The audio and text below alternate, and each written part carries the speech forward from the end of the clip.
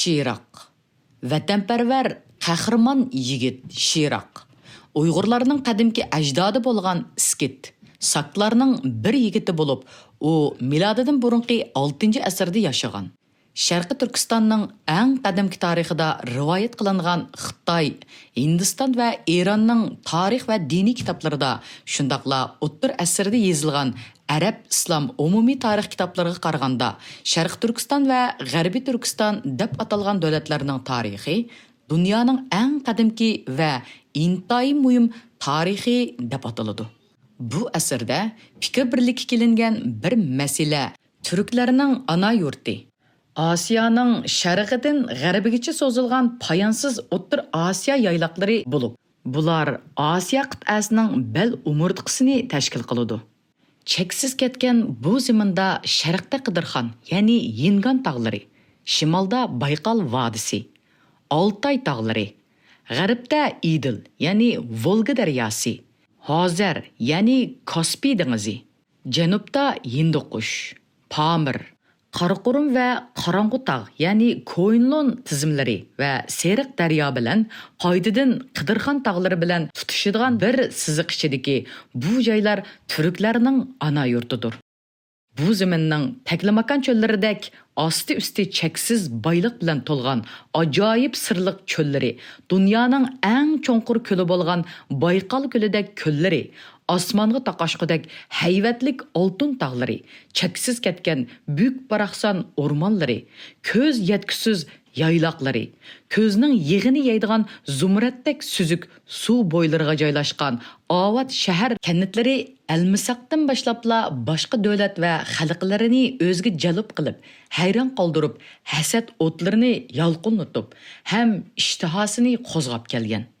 Shuning uchun Turk millatining ota merosi bo'lgan bu bepoyon zaminga tarixda nurg'un yalmovi sifatlik tajovuzchilar, tunguz nasllik dushmanlar niyatlarini buzishib, tajovuz qilib besib kirgan. Bundaq vaqtlarda qolgan podshohlarimizdan tortib oddiy xalqimizning ayollaridan chiqqan milliy qahramonlarimizgacha bu aziz diyorni ajoyib botirlik va fidokorlik ruhi bilan qo'g'dab qolgan. Ajdodlarimizning bundaq botirliklari, jasorati xalqimizning qalbidan cho'nqur o'rin elib, asrlar mobaynida tillarda daston bo'lib davrimizgacha yetib kelgan.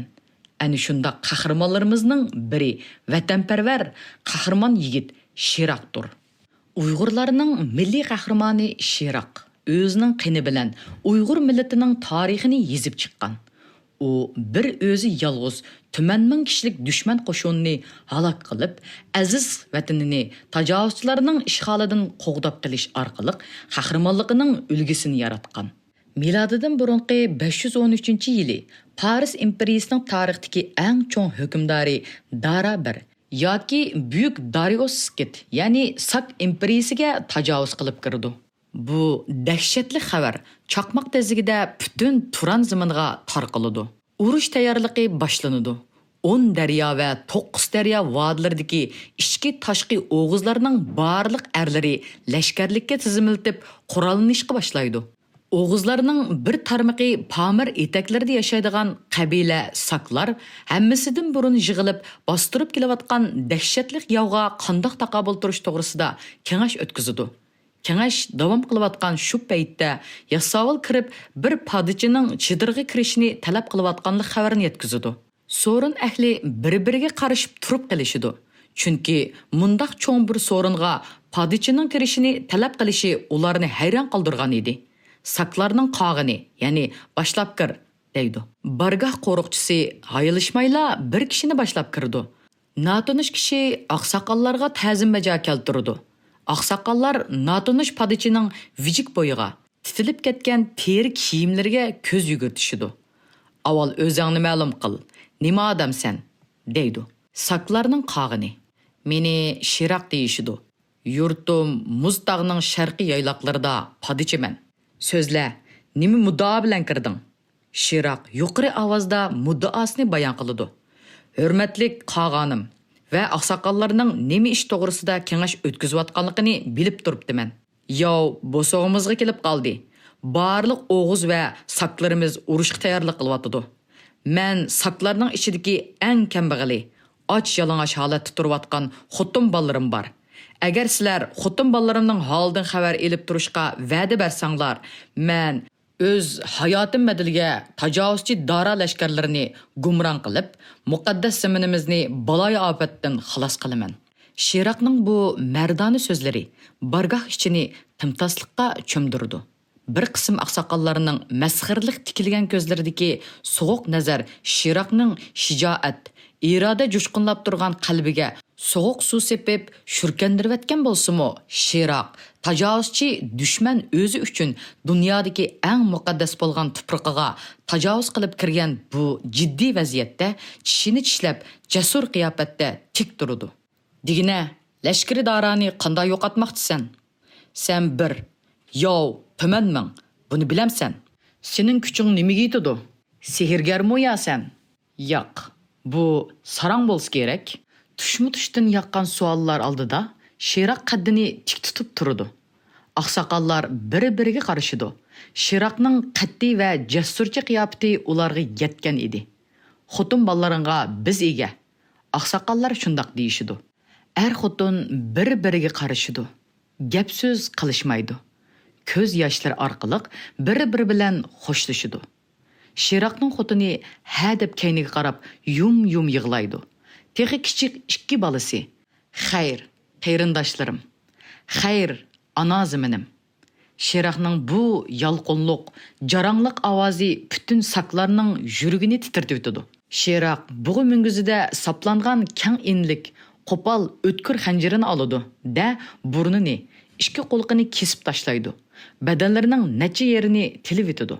Saqlar bu harakatdan cho'chib, varqirab ketadi. Shiroq go'yo hech nima bo'lmagandek xanjirini g'alab qisaladi. Yerga uzilib tushgan tan parchalari tik-tik qilib sakrab to'xtab qoladi. Shiroqning badani qonga bo'yiladi. Uning kindik qani mushu zaminga to'kilgan edi. U bugun bu zaminga ikkinchi qatim o'z qanini to'kidi. Shiroq usti beshidagi qon dog'larini surtmasdan yo'lni davom qiladi. Uningga ochliqmi, ussizlikmi, yo'l azobimi kar qilmaydi. Onunğa faqat birla maqsad kuch beg'ishlaydi. Shu kuch onunğa ozuq, suv, aram edi. Kun chiqidi, patidi.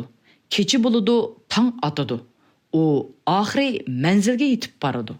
Daraning shahona chidiryenidagi egiz mo'mi yog'ochining uchiga Paris imperiyasining tug'i esilgan edi. Shiroq ikki nafar lashkarning nazorati ostida shah chidiriga yolab elib kiriladi va taxtga ro'baro qilib turg'iziladi. Oltin taxtda mag'rur gidib o'tirgan Dara Shiroqning miyib majruh qiyofatini ko'rib qapoqlarini turdi va ovoziga hayvatlik tus berib arzingni et deb xitob qiladi. Shiroq shah Daraga Andın taxtning ikki tarafida martaba salohiyatida munosib o'rin ilishgan vazir-vuzira va harbiy qo'mondonlarga salom bajo keltirgandan keyin ey shohlarning shohi, sen odilsan, qudratliksan. G'azabingdan tog'lar titraydi, dengizlar tashidi. Men sening olamga mashhur nom sharifingni, saltanatingni anglab keldim. Nihoyatda jiroq o'g'izlar elidagi Saq qabilasidanman. Ey shoh, arzimga quloq solg'in. Men sana itoat izhor qilish orzusida bo'lganligim uchun mushu qismatga duchor bo'ldim. Qarindoshlarimga ulug' shoh Dara oliylariga itoat qilayli, al bulayli desam, ular rahimsizlik bilan burun quloqlarimni kesib tashildi. Xoin deb haqoratildi. Hatto o'ltirmoqchi bo'lishdi. Payt tepib qechib dargohingga dot etib keldim. Mening holimga yet. Saqlardan qisos elishimga yordam bergin. Mening arz dadim shu. Datman bilan Daraxonning ko'zlari bir-biriga udul tikilishidi. Shiroq Daraning ko'ziga tikilib turadi. Shohning doim qahrlik uchqunlar chaqnab turadigan ko'zlarida qiziqish, hayajon aks etadi. Buningdan keyingi yurishda tez ilgirlash, shuhrat, g'olibiyatning tug'ini yetti osmonning qahrigacha lapildish uchun onunğa dal Shiroqqa o'xshash o'z vatanidan yuz o'rgan kishilar kerak edi. Dara bir sal jimjitlikdan keyin o'rnidan turib taxtdan tushidi. O'tqashdek julanib turgan yumshoq poyandoz ustidan mangib, Shiraqning oldiga keladi.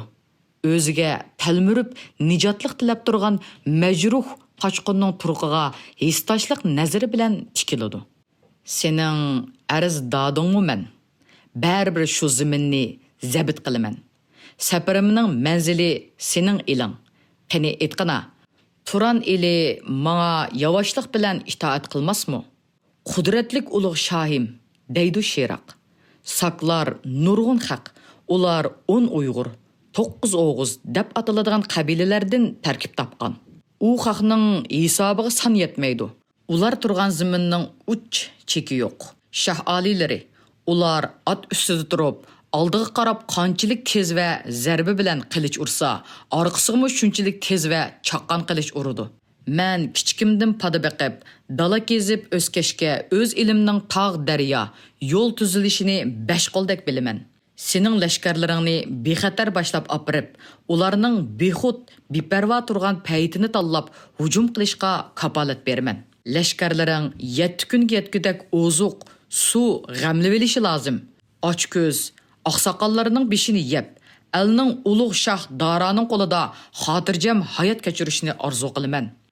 Dara bir oldidagi chaqmoqdek so'zlayotgan sho'rliq padichining o'ziga ko'rsatayotgan sadoqatmanligini ko'rib, rozimanlik bilan beshini ling'ishtidi, ham miyig'ida kulib qo'ydi.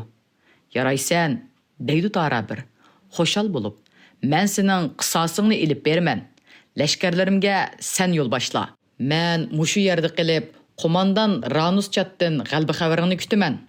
Ali harbiy kiyim kiygan egiz gavdilik surlik qo'mondan Ranus chat o'rnidan turib, keyniga 3 qadam sho'xshiydi. Andin ulug' shoyimiz uchun jinim pida deb qasamiyat qiladi.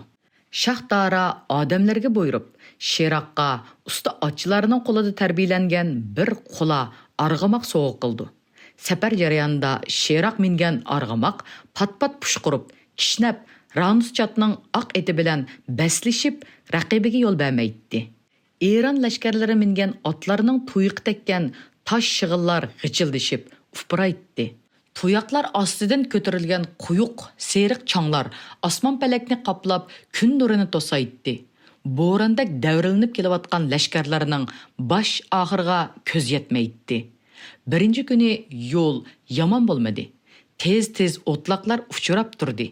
Ikkinchi kuni tabiat o'zgarib, qog'jirgan o'tlar anda-sanda uchraydigan bo'ldi. Uchinchi kuni quruq cho'l, dashti bayovan boshlandi. Lashkarlarning lavlari qurishga boshlab, kundan kunga ahvol eg'irlashishga yuzlandi. Eron lashkarbeshi Ranus chatning toqati toq bo'ldi. U Shiraqdan gumonlanib qolgan edi. U qilichini Shiraqning bo'yniga tanglab turib, "Sening elingga yetdiqmi? Yana qanchalik yo'l mangamiz? Bizni xatarga boshlidingmi nima?" deydi. Shiraq javob berib, "Lashkarlaring bo'sh, chidamsizkan. Yana qanchalik yo'l mangamiz deysan-ku. Oldimizdagi mushu qumliqdan o'tsakla, saklarning burni ostidan chiqamiz. Menga qilishdanla otamsan? O'z qarindoshlarimga saklarga yaxshilik qilay desam, ular quloqlarimni, burnimni kesivetdi. Endi Shoh Dara oliylariga ko'rsatgan sadoqatim badaliga sen qo'pib bo'ynimni kesmoqchimi? Men kimga yaxshilik qilsam, kimga vafo qilsam, shuningdan menga jafo kelatadi." Shiraq og'zida shundoq desimi, Ranus chatning rastdan o'ltirib etishiga ishonmaydi. Chunki bu soatdan keyin butun koinot lashkarlarning taqdiri Shiraqqa bog'liq bo'lib qolgan edi. Ranus chat birdilla yumshab qoladi, bo'shaydi, muloyimlashadi. Uning oldida Shiraq ko'rsatgan cheksiz qumliq namoyon bo'ladi. Safarining 7-kuni saklarning o'zi tugul soyisimi ko'rinmaydi. Bütün atrof go'yo cheksiz ketgan qum barxonlarga aylangan edi. Ranus chat bu vaqtga kelgandila aldanganligini bilib yetidi. U, "Sen bizni bu cho'lga oldib akirib, halokat girdobiga boshlamoqchimi?" deydi. Shiraqqa davaylab. Shiraq lashkar beshining qon to'lib turgan ko'zga mag'rurona tikilgunicha chavoq chelib qattiq kuladi. Bu vaqtda Ranus chatning nerv sistemlarida g'alita, ajoyib qo'rqinchli tuyg'u paydo bo'ladi. U qahr g'azab yolqinida qizargan ko'zlarini chekchaytib, Shiraqqa vaqiraydi.